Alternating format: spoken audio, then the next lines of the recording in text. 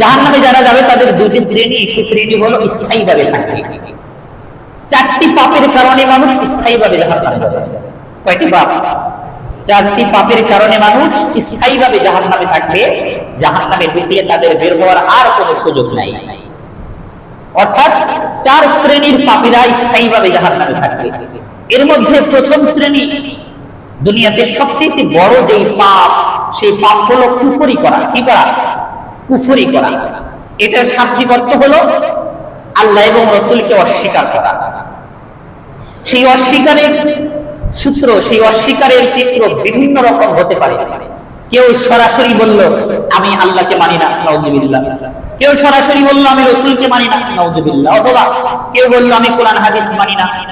এটা তো আপনার প্রত্যক্ষভাবে কুফরি, অস্বীকার করা। আর পরোক্ষভাবে কুফরি আছে, সেটা হলো কখনো কখনো অনেক পাপীরা আল্লাহ এবং রাসূলকে গালি দেয়, তাদেরকে নিয়ে ঠাট্টা করে।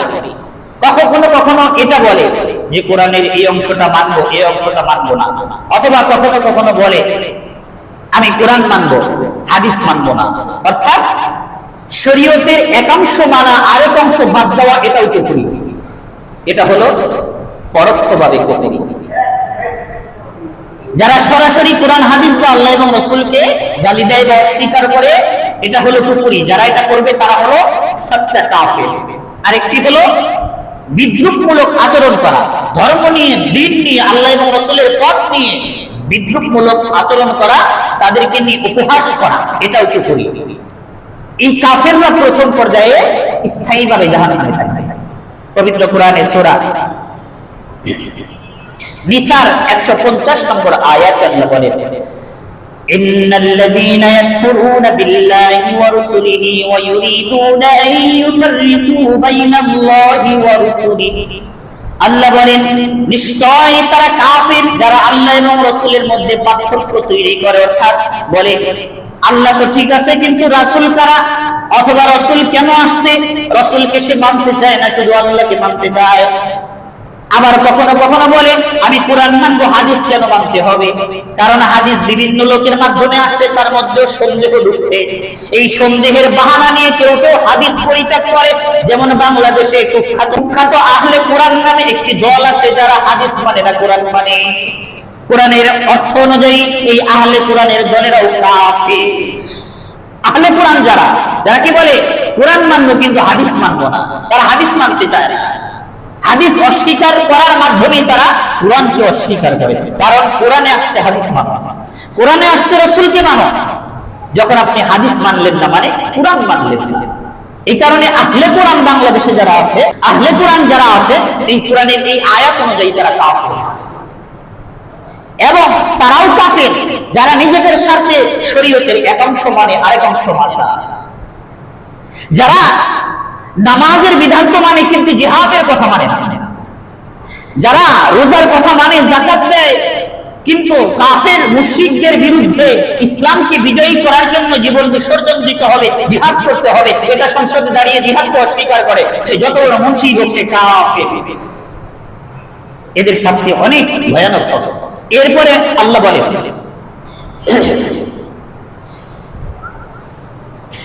وَيَقُولُونَ نُؤْمِنُ بِبَعْضٍ وَنَكْفُرُ بِبَعْضٍ। যে কথাটি বললাম, তারা বলে কোরআনের এক অংশ মানবো, আরেক অংশ মানবো না। কোরআনের এই বিধানটা যেমন শরীয়তে কেমন কেমন লাগে, যেমন আমাদের সমাজে আছে জিনা ব্যভিচারের আইন কানুন দেখলে তাদের মাথা নষ্ট হয়ে যায়।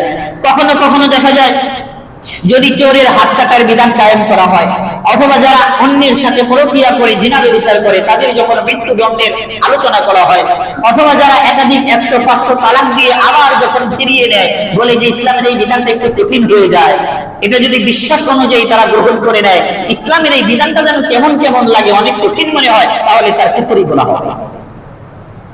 আপনি মানবেন না, একটা হলো বিশ্বাসী মানা, আর একটা হলো কর্মের মানা। মানা কিন্তু দুই ধরনের। যেমন আপনি নামাজ পড়েন না, এটা হলো কর্মের মানা, এটা আপনার ঈমান দেবে না। কিন্তু যদি বিশ্বাস করেন নামাজ একটা ব্যক্তিগত ব্যাপার, এটা পড়লাম নাইলে নাই, তাহলে আপনার ঈমান চলে যাবে। মানা কয় প্রকার? দুই প্রকার। একটা হলো বিশ্বাসী মানা, আর একটা হলো কর্মের মানা। কর্মের মানার কারণে আপনার গুনাহ হবে। কর্মের মানাটা না মানার কারণে, যেমন আপনি নামাজ পড়লেন, বাস্তবায়ন করলেন, কিন্তু বিশ্বাস করেন নামাজ আপনাকে পড়তে হবে। এ কারণে কোরআনের এক অংশ মানা আর এক অংশ বিশ্বাস না করা, এটা হলো কুফরি গুনাহ। যারা কুফরি করবে, আল্লাহ বলছেন এই আয়াতের শেষে, আল্লাহ বলছেন উলাইকা হুমুল কাফিরুনা হাক্কা। দুনিয়ার মধ্যে এই শ্রেণীর মানুষ হলো আসল কাফের, প্রকৃত পক্ষের কাফের, সাচ্চা কাফের। কারা? যারা কোরআনের এক অংশ মানে আর এক অংশ মানে না, নিজেদের স্বার্থে এক অংশ ত্যাগ করে আর এক অংশ মানে, অথবা কোরআনের একটা অস্বীকার করে আরেকটা মানে, অথবা হাদিস মানে না কোরআন মানে, অথবা হাদিসের কঠিন একটা বিষয় মানে না সহজ বিষয় মানে। এরা কারা? উলাইকা হুমুল কাফিরুনা হাক্কা। এরা হলো সাচ্চা কাফের, প্রকৃত কাফের। জাহান্নামে যারা যাবে, স্থায়ীভাবে যারা জাহান্নামে থাকবে, এদের প্রথম শ্রেণী হলো কাফের। দ্বিতীয় শ্রেণী হলো মুশরিক, যারা শিরক করে। কাফেররা এরা তো বুঝে শুনে শিরক করে, আর শুধু মুশরিক আছে কিছু কিছু লোক যারা না বুঝে করে, আল্লাহকে গালি দেয় না, আল্লাহকেও মানে আল্লাহর সাথে অনেক মূর্তিগুলোকে পূজা করে। এরা হলো শিরক করে, মুশরিক। এটাও মারাত্মক গুনাহ। এরাও স্থায়ীভাবে জাহান্নামে থাকবে। পবিত্র কোরআনে সূরা মাইদার 72 নম্বর আয়াতে আল্লাহ বলেন ইন্নাহু মান ইউশরিক বিল্লাহি ফাকাদ হারামাল্লাহু আলাইহিল জান্নাহ। আল্লাহ বলেন যেই ব্যক্তি শিরক করবে, আল্লাহর সাথে অন্যকে অংশীদার সাব্যস্ত করবে, আল্লাহ বলেন তাদের জন্য জান্নাতকে আমি হারাম করে দিয়েছি। আল্লাহ তাদের জন্য জান্নাত হারাম করে দিয়েছেন, জাহান্নাম ওয়াজিব করে দিয়েছে। যারা শিরক করে, এর দলিল হাদিসের মধ্যে আছে, মুসলিম শরীফের একটি হাদিস, 93 নম্বর হাদিস। এই হাদিসের মধ্যে আল্লাহ রাসূল বলেন মান মাতা লা ইউশরিক বিল্লাহ, যেই ব্যক্তি মৃত্যুবরণ করবে, দুনিয়া থেকে বিদায় নেবে কিন্তু কোনো শিরক করে নাই, আল্লাহ রাসূল বলেন দাখালাল জান্নাহ, ওই ব্যক্তি জান্নাতে চলে যাবে। ওয়া মান মাতা ইউশরিক বিল্লাহি দাখালান নার, আর যেই ব্যক্তি মৃত্যুবরণ করলো কিন্তু শিরক করলো, ওই ব্যক্তির জন্য জাহান্নাম, আল্লাহ তাআলা তার জন্য জাহান্নাম অবধারিত করে রেখেছে। যারা শিরক করবে তাদের জন্য জাহান্নাম অবধারিত, জান্নাত হারাম। জাহান্নামে যারা স্থায়ীভাবে থাকবে, এদের দ্বিতীয় শ্রেণীর নাম কি? মুশরিক। প্রথম শ্রেণীর নাম কাফের, দ্বিতীয় শ্রেণীর নাম কি? মুশরিক। এই শিরক মার্কা কথাবার্তা, কুফরি মার্কা কথাবার্তা আমাদের বলা যাবে না, সচেতন হতে হবে। এরপরে জাহান্নামে যারা থাকবে তৃতীয় শ্রেণী, তৃতীয় শ্রেণীর নাম হলো মুরতাদ। নাম কি? মুরতাদ। মুরতাদ কারা? যারা ধর্ম পরিত্যাগ করে। কখনো কখনো খ্রিস্টানের মেয়েকে বিয়ে করেছে একজন মুসলমান, হিন্দুর মেয়েকে বিয়ে করেছে একজন মুসলমান, প্রেমে পড়ে গেছে। এখন মেয়ে শর্ত দিচ্ছে তুমি যদি আমাদের ধর্ম গ্রহণ না করো তাহলে তোমার বিয়ে করতে পারবো না। এমন ভাবে প্রেমে হাবুডুবু খাইছে, সাগর নিচে তল দেশে মনে করে ডুবে গেছে, বিচারা ইসলাম পরিত্যাগ করে হিন্দু হয়ে যায়। এটা কিন্তু আমাদের বাংলাদেশে মোটামুটি চলছে।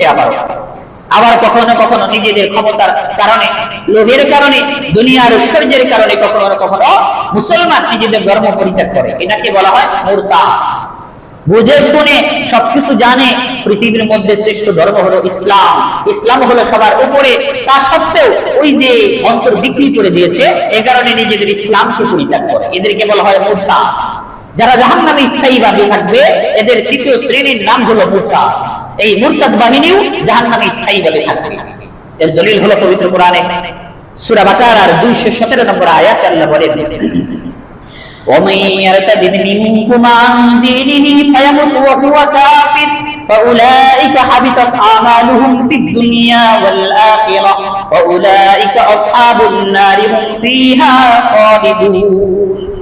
আল্লাহ বলেন যেই মুসলমান তার ধর্মকে পরিত্যাগ করে, তার ধর্ম পরিজন করে, অন্য ধর্ম গ্রহণ করে, আল্লাহ বলেন ওহুয়া কাফির, ওই ব্যক্তি হলো কাফির।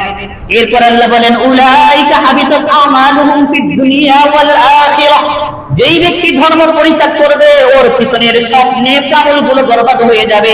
সে পিছনে যদি হজ করে থাকে, যাকাত দিয়ে থাকে, নেক আমলগুলোর কোনো সওয়াব তার মিলবে না। এর সাথে সাথে অমুসলিমরা নেক কাজ করেও, ভালো কাজ করেও কেন তারা সওয়াব পাবে না? কারণ তাদের মধ্যে ঈমান না থাকার কারণে মানুষকে দান করেও তারা সওয়াব পাবে না। আল্লাহ বলেন উলাইকা আসহাবুন নার হুম ফিহা খালিদুন। আল্লাহ বলেন এই শ্রেণীর মানুষ স্থায়ীভাবে জাহান্নামে থাকবে, স্থায়ী জাহান্নাম। তৃতীয় শ্রেণীর নাম কি? মুরতাদ। চতুর্থ শ্রেণীর নাম হলো মুনাফিক। এই চতুর্থ শ্রেণী মুনাফিক।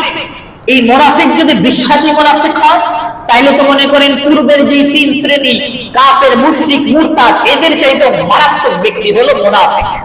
মুনাফিক ধরেন সে বিচারা ইসলামকে মনে প্রাণে বিশ্বাস করে না, কিন্তু মুসলমানের বেশভূষা ধারণ করে মুসলমানদের দেশে বসে বসে এনজিও সেজে অথবা সরকারি চাকরিজীবী সেজে এমপি মন্ত্রী সেজে মুসলমানদের থেকে ভোট নিয়ে রাজনীতি করতেছে। বাংলাদেশে অনেক হিন্দু আছে যাদের আইডি কার্ডে বাংলাদেশি অথবা মুসলমানের আইডি কার্ড বানাইছে, কিন্তু ওই ইন্ডিয়া থেকে পাচার করা হয়েছে। এর এই বিচারারা মুসলমানের পোশাক পরে বাংলাদেশকে শাসন করতেছে। এরা হলো পাক্কা মুনাফিক। বেশভূষা একরকম, ভিতরে আর এক রকম। বাহিরে ফিটফাট, ভিতরে সদরকার। এই শ্রেণীর মানুষগুলো হলো মুনাফিক। একটা হলো বিশ্বাস ছাড়া মুনাফিক। যেমন মনে করেন আমাদের মুসলমানদের মধ্যে এক শ্রেণীর মুনাফিক আছে, মানে মিথ্যা কথা বলে, ওয়াদা দিয়ে ওয়াদা ঠিক রাখে না, বলছে একটা করে আর একটা। এ কিন্তু বিশ্বাস করে যে এটা করলে গুনাহ, এরপরেও করে। এই বিচারা কাফের হবে না, এই বিচারা স্থায়ীভাবে জাহান্নামে যাবে। তবে তার এই মুনাফিকের কারণে তার পাপ হবে, তার গুনাহ হবে, তাকে জাহান্নামে শাস্তি দেওয়া হবে। আরেক শ্রেণী হলো যে মনি প্রাণে বিশ্বাস করে কি আর হবে, ইসলাম ধর্ম আর কি, কিন্তু ওই শাস্ত্রে মুসলমান নাম কেউ আসতে সে যে মুসলমানদেরকে ধোঁকা দিচ্ছে, এরা হলো পাক্কা মুনাফিক। আর মুনাফিকদের শাস্তি সবচেয়ে বেশি হবে। কাফের, মুশরিক, মুরতাদ এদের চেয়ে মারাত্মক ব্যক্তি হলো মুনাফিক। আল্লাহ রাসূল বলেছেন, আমি কাফের, মুশরিক, ইহুদিদেরকে যতটা না ভয় করি, এর চেয়ে ওর বেশি ভয় করি হলো মুনাফিকদেরকে। পবিত্র কোরআনে সূরা নিসার 158 নম্বর আয়াতে আল্লাহ বলেন, ইন্নাল মুনাফিকিনা ফিদ দারকিল আসফালি মিনান নার। আল্লাহ বলেন মুনাফিকদের স্তর জাহান্নামের সবচেয়ে নিকৃষ্ট স্তর হবে, সবচেয়ে মারাত্মক স্তর হবে, সেখানে তাদেরকে শাস্তি দেওয়া হবে। তো আমরা শুনলাম জাহান্নামে স্থায়ীভাবে 4 শ্রেণীর মানুষ থাকবে। প্রথম শ্রেণী হলো কাফের। কাফের কারা? যারা আল্লাহ এবং রাসূলকে অস্বীকার করে বা গালি দেয়, যারা ধর্ম নিয়ে ঠাট্টা বিদ্রুপ করে, যারা কোরআন এবং হাদিস নিয়ে ঠাট্টা বিদ্রুপ করে, উপহাস করে, যারা কোরআনের এক অংশ মানে আরেক অংশ মানে না, যারা শরীয়তের কিছু বিধান মানে আর কিছু বিধান মানে না। এই মানাটা কি হবে? বিশ্বাস সাথে যদি না মানে তাহলে তারা কি কাফের। 2 নাম্বার হলো মুশরিক, যারা আল্লাহর সাথে অন্যকে অংশীদার সাব্যস্ত করে, যারা মূর্তি পূজা করে অথবা আল্লাহর সমকক্ষ কোনো মানুষকে মনে করে, এরা হলো মুশরিক। 3 নাম্বার হলো মুরতাদ, যারা নিজেদের ধর্মকে পরিত্যাগ করে, নিজেদের ইসলামকে ছেড়ে দেয়। 4 নাম্বার হলো মুনাফিক, যারা কাফেরদের চাইতে মারাত্মক। এই 4 শ্রেণীর মানুষ যখন জাহান্নামে ডুববে, এদের বের হওয়ার আর কোনো সুযোগ নাই।